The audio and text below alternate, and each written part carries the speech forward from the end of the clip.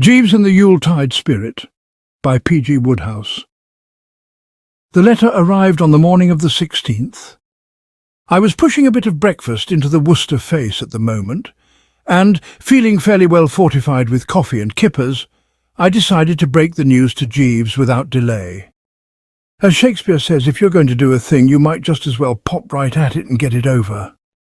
The man would be disappointed, of course, and possibly even chagrined, but, dash it all, a splash of disappointment here and there does a fellow good. Makes him realise that life is stern and life is earnest. "Oh, Jeeves," I said. "Sir? We have here a communication from Lady Wickham. She has written inviting me to Skeldings for the festives. So you will see about bunging the necessaries together. We repair thither on the 23rd. Plenty of white ties, Jeeves. Also a few hearty country suits for use in the daytime. We shall be there some little time, I expect." There was a pause. I could feel he was directing a frosty gaze at me, but I dug into the marmalade and refused to meet it. "I thought I understood you to say, sir, that you proposed to visit Monte Carlo immediately after Christmas." "I know, but that's all off. Plans changed." "Very good, sir." At this point the telephone bell rang, tiding over very nicely what had threatened to be an awkward moment. Jeeves unhooked the receiver. Yes, madam. Very good, madam. Here is Mr. Wooster." He handed me the instrument. "Mrs. Spencer-Gregson, sir?" You know, every now and then I can't help feeling that Jeeves is losing his grip. In his prime, it would have been with him the work of a moment to have told Aunt Agatha that I was not at home. I gave him one of those reproachful glances and took the machine. "Hello?" I said. "Yes, hello, Bertie speaking. Hello. "Don't keep on saying hello," yipped the old relative in her customary curt manner. "You're not a parrot. Sometimes I wish you were, because then you might have a little sense.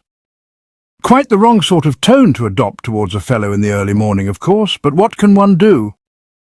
Bertie, Lady Wickham tells me she has invited you to Skeldings for Christmas. Are you going?"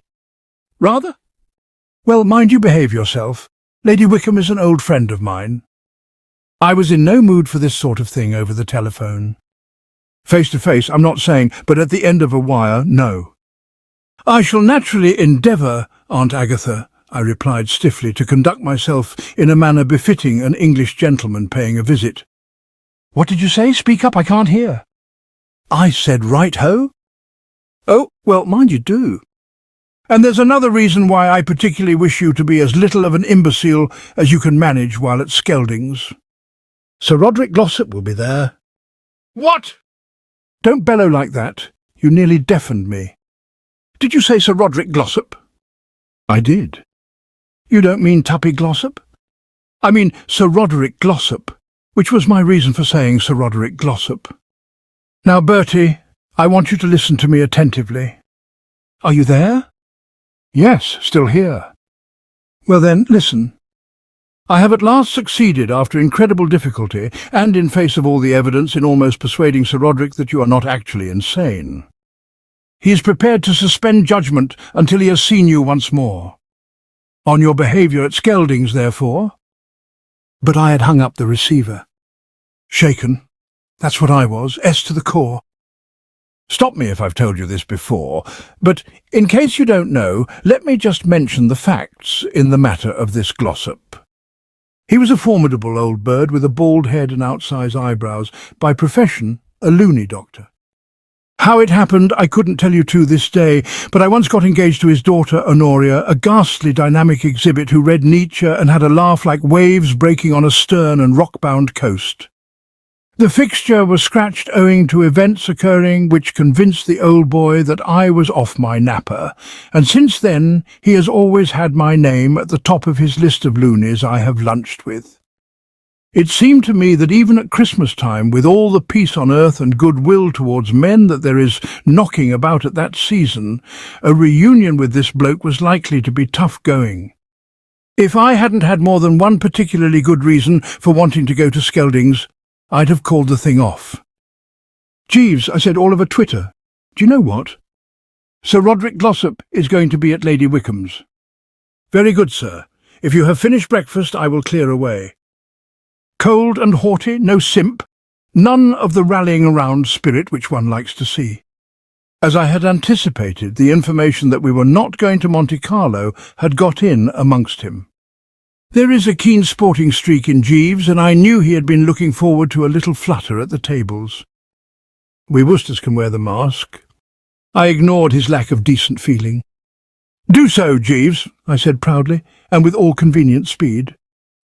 Relations continued pretty fairly strained all through the rest of the week. There was a frigid detachment in the way the man brought me my dollop of tea in the mornings. Going down to Skeldings in the car on the afternoon of the 23rd, he was aloof and reserved. And before dinner on the first night of my visit, he put the studs in my dress shirt in what I can only call a marked manner. The whole thing was extremely painful, and it seemed to me, as I lay in bed on the morning of the 24th, that the only step to take was to put the whole facts of the case before him and trust to his native good sense to effect an understanding. I was feeling considerably in the pink that morning. Everything had gone like a breeze. My hostess, Lady Wickham, was a beaky female built far too closely on the lines of my Aunt Agatha for comfort, but she had seemed matey enough on my arrival. Her daughter, Roberta, had welcomed me with a warmth which, I'm bound to say, had set the old heartstrings fluttering a bit. And Sir Roderick, in the brief moment we had had together, appeared to have let the Yule-Tide spirit soak into him to the most amazing extent. When he saw me, his mouth sort of flickered at one corner, which I took to be his idea of smiling, and he said, "Ha, young man!" Not particularly chummily, but he said it, and my view was that it practically amounted to the lion lying down with the lamb. So, all in all, life at this juncture seemed pretty well all to the mustard, and I decided to tell Jeeves exactly how matters stood. "Jeeves," I said as he appeared with the steaming. "Sir? Touching on this business of our being here, I would like to say a few words of explanation. I consider that you have a right to the facts." "Sir?" "I'm afraid scratching that Monte Carlo trip has been a bit of a jar for you, Jeeves." "Not at all, sir." "Oh, yes, it has. The heart was set on wintering in the world's good old plague spot, I know. I saw your eye light up when I said we were due for a visit there. You snorted a bit and your fingers twitched. I know. And now that there has been a change of programme, the iron has entered into your soul." "Not at all, sir." "Oh, yes, it has. I've seen it." "Very well, then. What I wish to impress upon you, Jeeves, is that I have not been actuated in this matter by any mere idle whim. It was through no light and airy caprice that I accepted this invitation to Lady Wickham's. I have been angling for it for weeks, prompted by many considerations. In the first place, does one get the Yule-Tide spirit at a spot like Monte Carlo? Does one desire the Yule-Tide spirit, sir? Certainly one does. I'm all for it. Well, that's one thing. Now here's another. It was imperative that I should come to Skeldings for Christmas, Jeeves, because I knew that young Tuppy Glossop was going to be here." "Sir Roderick Glossop, sir?" "His nephew. You may have observed hanging about the place a fellow with light hair and a Cheshire cat grin. That is Tuppy, and I have been anxious for some time to get to grips with him. I have it in for that man of wrath. Listen to the facts, Jeeves, and tell me if I am not justified in planning a hideous vengeance." I took a sip of tea, for the mere memory of my wrongs had shaken me. In spite of the fact that young Tuppy is the nephew of Sir Roderick Glossop, at whose hands, Jeeves, as you are aware, I have suffered much, I fraternised with him freely, both at the Drones Club and elsewhere. I said to myself that a man is not to be blamed for his relations, and that I would hate to have my pals hold my Aunt Agatha, for instance, against me. Broad-minded, Jeeves, I think. "Extremely, sir."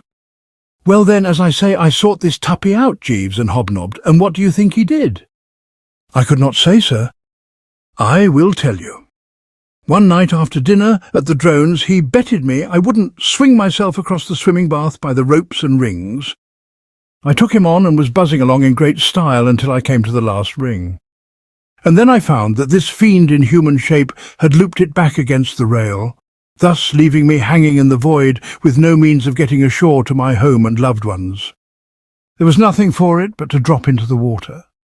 He told me that he had often caught fellows that way, And what I maintain, Jeeves, is that if I can't get back at him somehow at Skeldings, with all the vast resources which a country house affords at my disposal, I am not the man I was." "I see, sir." There was still something in his manner which told me that even now he lacked complete sympathy and understanding, so, delicate though the subject was, I decided to put all my cards on the table. "And now, Jeeves, we come to the most important reason why I had to spend Christmas at Skeldings."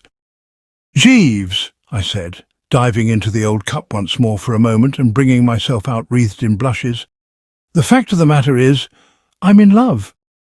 "Indeed, sir? You've seen Miss Roberta Wickham?" "Yes, sir." "Very well, then." There was a pause while I let it sink in. "During your stay here, Jeeves," I said, "you will no doubt be thrown a good deal together with Miss Wickham's maid. On such occasions, pitch it strong." "Sir? You know what I mean. Tell her I'm rather a good chap. Mention my hidden depths. These things get round. Dwell on the fact that I have a kind heart and was runner-up in the squash handicap at the Drones this year. A boost is never wasted, Jeeves." "Very good, sir, but what?" "Well, sir." "I wish you wouldn't say 'well, sir' in that soupy tone of voice. I have had to speak of this before. The habit is one that is growing upon you. Check it. What's on your mind?" "I hardly like to take the liberty." "Carry on, Jeeves. We are always glad to hear from you, always." "What I was about to remark, if you will excuse me, sir, was that I would scarcely have thought Miss Wickham a suitable—" "Jeeves," I said coldly, "if you have anything to say against that lady, it had better not be said in my presence." "Very good, sir. Or anywhere else for that matter. What is your kick against Miss Wickham?" "Oh, really, sir?" "Jeeves, I insist this is a time for plain speaking. You have beefed about Miss Wickham. I wish to know why." "It merely crossed my mind, sir, that for a gentleman of your description Miss Wickham is not a suitable mate." "What do you mean by a gentleman of my description?" "Well, sir—" "Jeeves!" "I beg your pardon, sir. The expression escaped me inadvertently. I was about to observe that I can only asseverate—" "Only what?" "I can only say that, as you have invited my opinion—" "But I didn't." "I was under the impression that you desired to canvass my views on the matter, sir." "Oh, well, let's have them anyway." "Very good, sir. Then briefly, if I may say so, sir, though Miss Wickham is a charming young lady— There, Jeeves, you spoke in Imperial Court. What eyes?" "Yes, sir." "What hair?" "Very true, sir." "And what espieglerie, if that's the word I want?" "The exact word, sir." "All right, then, carry on." "I grant Miss Wickham the possession of all these desirable qualities, sir. Nevertheless, considered as a matrimonial prospect for a gentleman of your description, I cannot look upon her as suitable.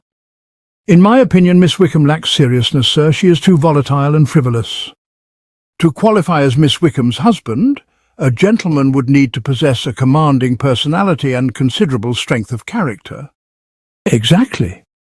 "I would always hesitate to recommend as a life's companion a young lady with quite such a vivid shade of red hair. Red hair, sir, in my opinion, is dangerous." I eyed the blighter squarely. "Jeeves," I said, "you're talking rot." "Very good, sir." "Absolute drivel." "Very good, sir." "Pure mashed potatoes." "Very good, sir." "Very good, sir. I mean very good, Jeeves, that will be all," I said. And I drank a modicum of tea with a good deal of hauteur. It isn't often that I find myself able to prove Jeeves in the wrong, but by dinner-time that night I was in a position to do so, and I did it without delay. "Touching on that matter we were touching on, Jeeves," I said, coming in from the bath and tackling him as he studied the shirt, "I should be glad if you would give me your careful attention for a moment. I warn you that what I'm about to say is going to make you look pretty silly." "Indeed, sir?" "Yes, Jeeves. Pretty dashed silly it's going to make you look. It may lead you to be rather more careful in future about broadcasting these estimates of yours of people's characters. This morning, if I remember rightly, you stated that Miss Wickham was volatile, frivolous, and lacking in seriousness. Am I correct?" "Quite correct, sir." "Then what I have to tell you may cause you to alter that opinion. I went for a walk with Miss Wickham this afternoon, and as we walked I told her about what young Tuppy Glossop did to me in the swimming bath at the Drones. She hung upon my words, Jeeves, and was full of sympathy. "Indeed, sir?" "Dripping with it, and that's not all." Almost before I had finished, she was suggesting the ripest, fruitiest, brainiest scheme for bringing young Tuppy's grey hairs in sorrow to the grave that anyone could possibly imagine. "That is very gratifying, sir." Gratifying is the word. It appears that at the girls' school where Miss Wickham was educated, Jeeves, it used to become necessary from time to time for the right-thinking element of the community to slip it across certain of the baser sort. "Do you know what they did, Jeeves?" "No, sir." "They took a long stick, Jeeves, and follow me closely here. They tied a darning needle to the end of it. Then, at dead of night, it appears, they sneaked privily into the party of the second part's cubicle and shoved the needle through the bedclothes and punctured her hot water bottle. Girls are much subtler in these matters than boys, Jeeves. At my old school one would occasionally heave a jug of water over another bloke during the night watches, but we never thought of effecting the same result in this particularly neat and scientific manner. Well, Jeeves, that was the scheme which Miss Wickham suggested I should work on young Tuppy, and this is the girl you call frivolous and lacking in seriousness. Any girl who can think up a wheeze like that is my idea of a helpmeet. I shall be glad, Jeeves, if by the time I come to bed tonight you have for me in this room a stout stick with a good sharp darning needle attached." "Well, sir." I raised my hand. "Jeeves," I said, "not another word. Stick one and needle darning good sharp one without fail in this room at 11:30 tonight." "Very good, sir." "Have you any idea where young Tuppy sleeps?" "I could ascertain, sir." "Do so, Jeeves." In a few minutes he was back with the necessary information. "Mr. Glossop is established in the moat room, sir." "Where's that?" "The second door on the floor below this, sir." "Right-ho, Jeeves." "Are the studs in my shirt?" "Yes, sir." "And the link also?" "Yes, sir." "Then push me into it." The more I thought about this enterprise, which a sense of duty and good citizenship had thrust upon me, the better it seemed to me. I am not a vindictive man, but I felt, as anybody would have felt in my place, that if fellows like young Tuppy are allowed to get away with it, the whole fabric of society and civilization must inevitably crumble. The task to which I had set myself was one that involved hardship and discomfort, for it meant sitting up till well into the small hours and then padding down a cold corridor, but I did not shrink from it. After all, there is a lot to be said for family tradition. We Woosters did our bit in the Crusades. It being Christmas Eve, there was, as I had foreseen, a good deal of revelry and what not. First, the village choir surged round and sang carols outside the front door, and then somebody suggested a dance, and after that we hung around chatting of this and that, so that it wasn't till past 1 that I got to my room. Allowing for everything, it didn't seem that it was going to be safe to start my little expedition till 2:30 at the earliest, and I am bound to say that it was only the utmost resolution that kept me from snuggling into the sheets and calling it a day. I'm not much of a lad now for late hours. However, by 2:30 everything appeared to be quiet. I shook off the mists of sleep, grabbed the good old stick and needle, and off along the corridor, and presently, pausing outside the moat room, I turned the handle, found the door wasn't locked, and went in. I suppose a burglar, a real professional who works at the job 6 nights a week all the year round, gets so that finding himself standing in the dark in somebody else's bedroom means absolutely nothing to him. But for a bird like me, who has had no previous experience, there's a lot to be said in favour of washing the whole thing out and closing the door gently and popping back to bed again. It was only by summoning up all the old bulldog courage of the Woosters and reminding myself that if I let this opportunity slip, another might never occur, that I managed to stick out what you might call the initial minute of the binge. Then the weakness passed, and Bertram was himself again. At first, when I beetled in, the room had seemed as black as a coal cellar, but after a bit things began to lighten. The curtains weren't quite drawn over the window, and I could see a trifle of the scenery here and there. The bed was opposite the window, with the head against the wall, and the end where the feet were jutting out towards where I stood. thus rendering it possible, after one had sown the seed, so to speak, to make a quick getaway. There only remained now the rather tricky problem of locating the old hot water bottle. I mean to say, the one thing you can't do if you want to carry a job like this through with secrecy and dispatch is to stand at the end of a fellow's bed jabbing the blankets at random with a darning needle. Before proceeding to anything in the nature of definite steps, it is imperative that you locate the bot. I was a good deal cheered at this juncture to hear a fruity snore from the direction of the pillows. Reason told me that a bloke who could snore like that wasn't going to be awakened by a trifle. I edged forward and ran a hand in a gingerly sort of way over the coverlet. A moment later I had found the bulge. I steered the good old darning needle onto it, gripped the stick and shoved. Then, pulling out the weapon, I sidled towards the door and in another moment would have been outside, buzzing for home and the good night's rest, when suddenly there was a crash that sent my spine shooting up through the top of my head, and the contents of the bed sat up like a jack-in-the-box and said, "Who's that?" It just shows how your most careful strategic moves can be the very ones that dish your campaign. In order to facilitate the orderly retreat according to plan, I had left the door open, and the beastly thing had slammed like a bomb. But I wasn't giving much thought to the causes of the explosion, having other things to occupy my mind. What was disturbing me was the discovery that, whoever else the bloke in the bed might be, he was not young Tuppy. Tuppy has one of those high, squeaky voices that sound like the tenor of the village choir failing to hit a high note.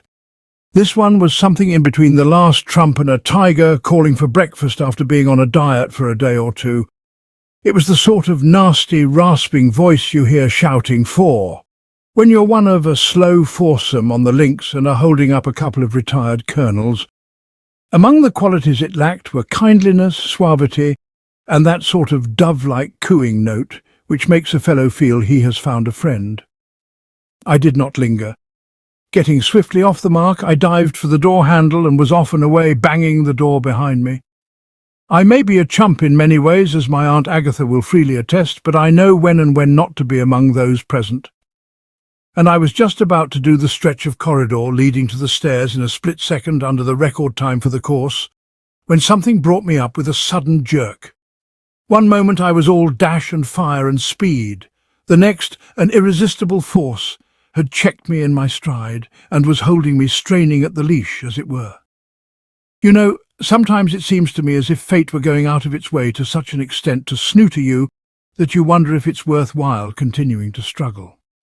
The night being a trifle chillier than the dickens, I had donned for this expedition a dressing gown. It was the tail of this infernal garment that had caught in the door and pipped me at the 11th hour. The next moment the door had opened, light was streaming through it, and the bloke with the voice had grabbed me by the arm. It was Sir Roderick Glossop. The next thing that happened was a bit of a lull in the proceedings. For about 3¼ seconds, or possibly more, we just stood there, drinking each other in, so to speak, the old boy still attached with a limpet-like grip to my elbow. If I hadn't been in a dressing gown and he in pink pyjamas with a blue stripe, and if he hadn't been glaring quite so much as if he were shortly going to commit a murder, the tableau would have looked rather like one of those advertisements you see in the magazines, where the experienced elder is patting the young man's arm and saying to him, "My boy, if you subscribe to the Mutt Jeff Correspondence School of Oswego, can, as I did, you may someday, like me, become third assistant vice president of the Schenectady Consolidated Nail File and Eyebrow Tweezer Corporation." "You," said Sir Roderick finally. And in this connection, I want to state that it's all rot to say you can't hiss a word that hasn't an S in it. The way he pushed out that "you" sounded like an angry cobra, and I'm betraying no secrets when I mention that it did me no good whatsoever. By rights, I suppose, at this point I ought to have said something. The best I could manage, however, was a faint, soft, bleating sound. Even on ordinary social occasions, when meeting this bloke as man to man and with a clear conscience, I could never be completely at my ease, and now those eyebrows seemed to pierce me like a knife. "Come in here," he said, lugging me into the room. "We don't want to wake the whole house." "Now," he said, depositing me on the carpet and closing the door and doing a bit of eyebrow work. "Kindly inform me, what is this latest manifestation of insanity?" It seemed to me that a light and cheery laugh might help the thing along, so I had a pop at one. "Don't gibber," said my genial host, and I'm bound to admit that the light and cheery hadn't come out quite as I'd intended. I pulled myself together with a strong effort. "Awfully sorry about all this," I said in a hearty sort of voice. "The fact is, I thought you were tuppy." "Kindly refrain from inflicting your idiotic slang on me. What do you mean by the adjective tuppy?" "It isn't so much an adjective, don't you know? More of a noun, I should think, if you examine it squarely. What I mean to say is I thought you were your nephew." "You thought I was my nephew? Why should I be my nephew?" "What I'm driving at is I thought this was his room. My nephew and I changed rooms. I have a great dislike for sleeping on an upper floor. I'm nervous about fire." For the first time since this interview had started, I braced up a trifle. The injustice of the whole thing stirred me to such an extent that for a moment I lost that sense of being a toad under the harrow which had been cramping my style up till now. I even went so far as to eye this pink-pyjamed poltroon with a good deal of contempt and loathing. Just because he had this craven fear of fire and this selfish preference for letting tuppy be cooked instead of himself, should the emergency occur, my nice reasoned plans had gone up the spout. I gave him a look, and I think I may even have snorted a bit. "I should have thought that your manservant would have informed you," said Sir Roderick, "that we contemplated making this change. I met him shortly before luncheon and told him to tell you." I reeled. Yes, it is not too much to say that I reeled. This extraordinary statement had taken me amidships without any preparation, and it staggered me. That Jeeves had been aware all along that this old crumb would be the occupant of the bed which I was proposing to prod with darning needles, and had let me rush upon my doom without a word of warning, was almost beyond belief. You might say I was aghast. Yes, practically aghast. "You told Jeeves that you were going to sleep in this room?" I gasped. "I did. I was aware that you and my nephew were on terms of intimacy, and I wished to spare myself the possibility of a visit from you. I confess that it never occurred to me that such a visit was to be anticipated at 3 o'clock in the morning." "What the devil do you mean," he barked, suddenly hotting up, "by prowling about the house at this hour, and what is that thing in your hand?" I looked down and found that I was still grasping the stick. I give you my honest word that, what with the maelstrom of emotions into which his revelation about Jeeves had cast me, the discovery came as an absolute surprise. "This?" I said. "Oh, yes." "What do you mean, oh, yes? What is it?" "Well, it's a long story. We have the night before us. It's this way. I will ask you to picture me some weeks ago, perfectly peaceful and inoffensive, after dinner at the Drones, smoking a thoughtful cigarette and—" I broke off. The man wasn't listening. He was goggling in a rapt sort of way at the end of the bed, from which there had now begun to drip onto the carpet a series of drops.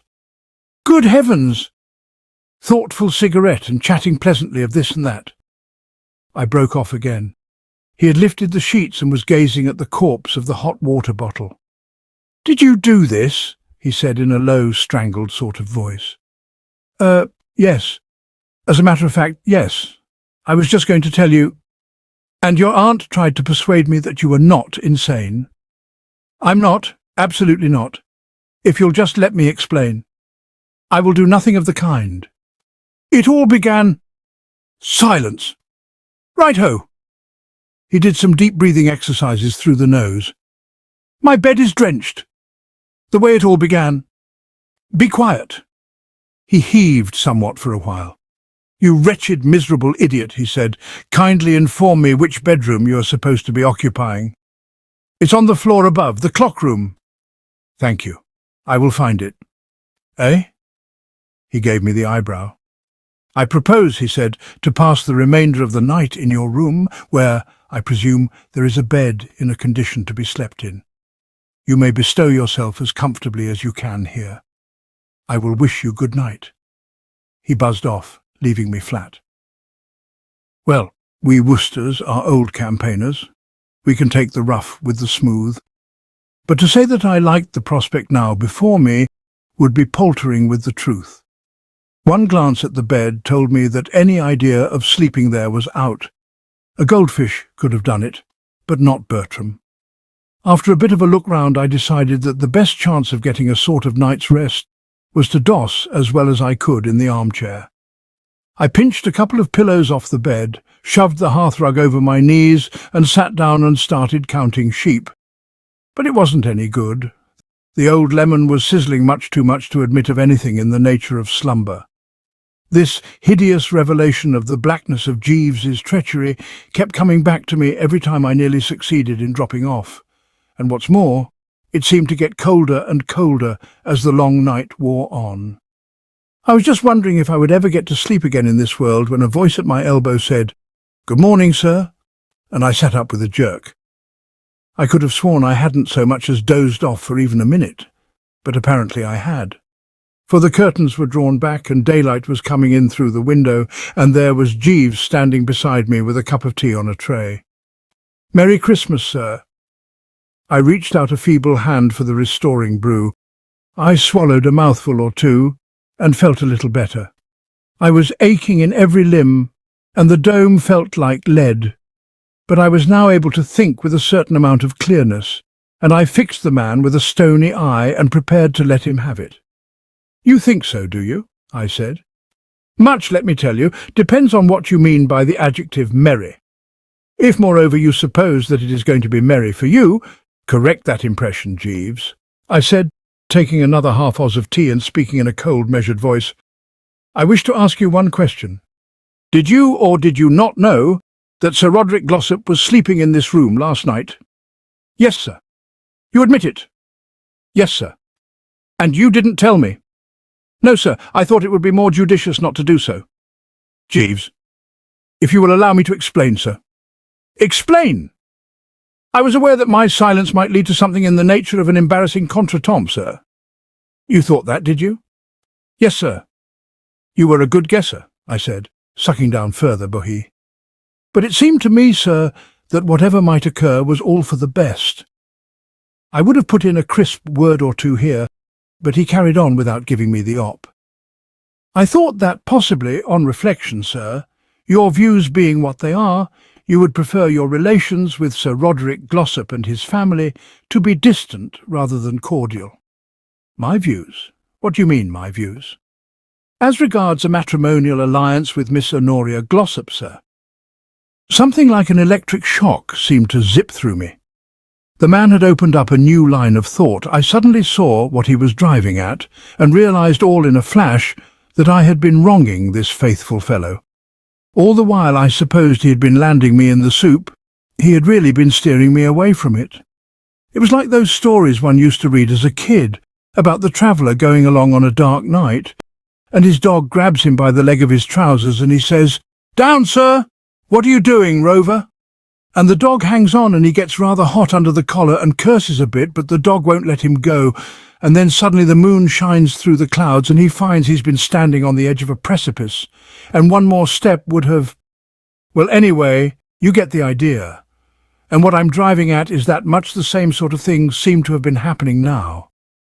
It's perfectly amazing how a fellow will let himself get off his guard and ignore the perils which surround him. I give you my honest word. It had never struck me till this moment that my Aunt Agatha had been scheming to get me in, right with Sir Roderick, so that I should eventually be received back into the fold, if you see what I mean, and subsequently pushed off on Honoria. "My God, Jeeves," I said, paling. "Precisely, sir." "You think there was a risk?" "I do, sir. A very grave risk." A disturbing thought struck me.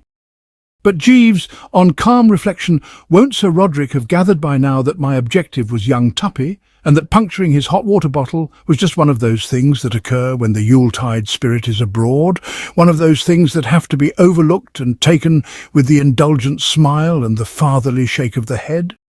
I mean to say, young blood and all that sort of thing? What I mean is he'll realise that I wasn't trying to snooter him, and then all the good work will have been wasted." "No, sir, I fancy not.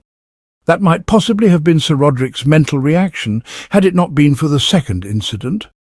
"The second incident?" "During the night, sir, while Sir Roderick was occupying your bed, somebody entered the room, pierced his hot water bottle with some sharp instrument, and vanished in the darkness. I could make nothing of this. What? Do you think I walked in my sleep? No, sir, it was young Mr. Glossop who did it. I encountered him this morning, sir, shortly before I came here.